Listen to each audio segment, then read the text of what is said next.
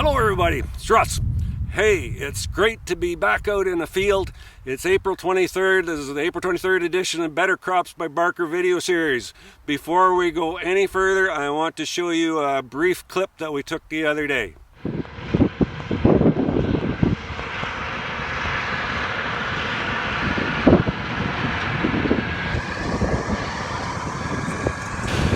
That particular video was shot this past Monday on the 20th of April.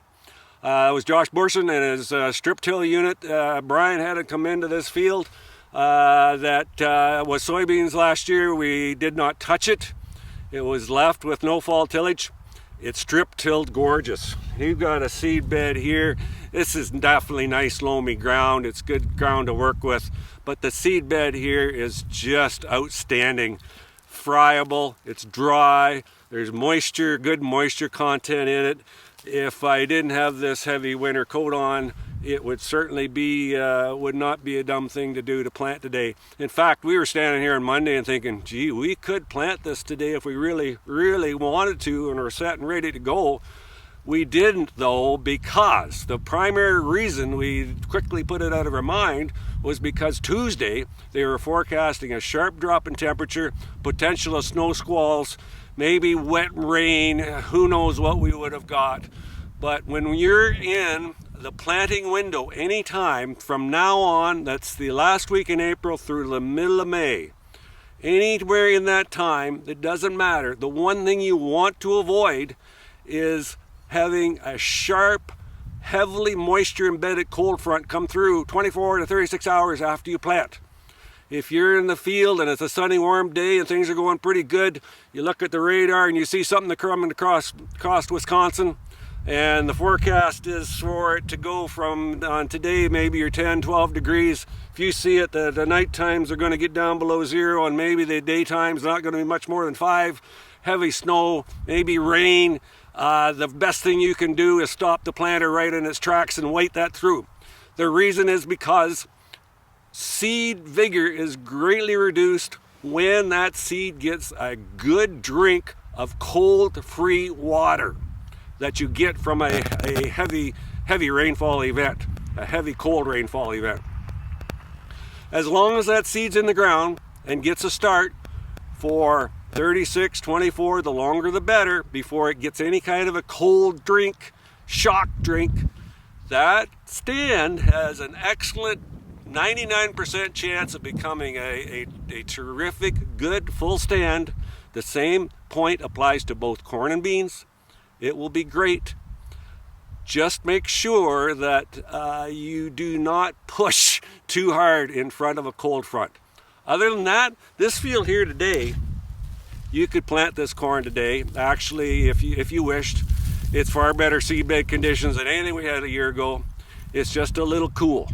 I didn't even bring a soil thermometer with me. I don't care what the temperature actually is today, because once we get into the prime planting window of late April and on, I don't worry about soil temperatures. The sun is getting stronger, the days are lengthening, our daytime highs start to creep up, and we can just guarantee that's going to happen. The only thing, as I say, I gotta emphasize it again, just be careful with the sharp cold fronts that are coming through.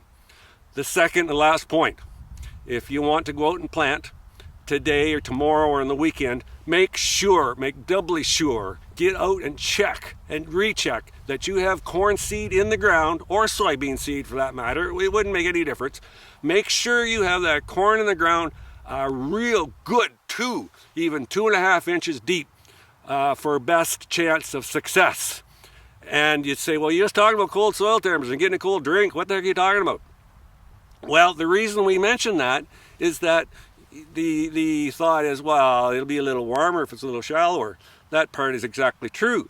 It is warmer during the day up in that upper seedbed zone, but it's also at the same time during the night it gets colder quicker, so you get more of a temperature fluctuation between the sunny, maybe semi-cloudy sunny day and that sharp drop in temperature, air temperature during the evening. So the way to ensure a better chance of success with early planted corn, early planted soybeans, is to make sure you're deeper in the soil profile where that temperature is more consistent. Seed that is exposed even to cold temperatures, as it gradually warms on a more consistent basis, will have better stand establishment, better seedling vigor than the same seed that goes through temperature fluctuations.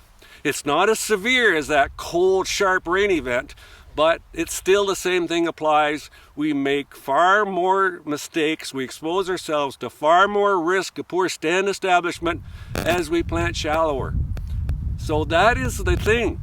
Today and going forward this weekend, if you've got good seedbed conditions and you feel like you maybe could feel like planting, by all means, go for it. Plant it. It's quite all right. If you think it's a little early and you want to wait, that's okay too. There's lots of time yet to plant a crop and get an exceptional stand and still have excellent yield potential. That's the good news. Other than that, have a great weekend. The sun's going to warm. I ain't going to get rid of this tomorrow or maybe the next day, and things may just start to happen. Take care. We'll talk again.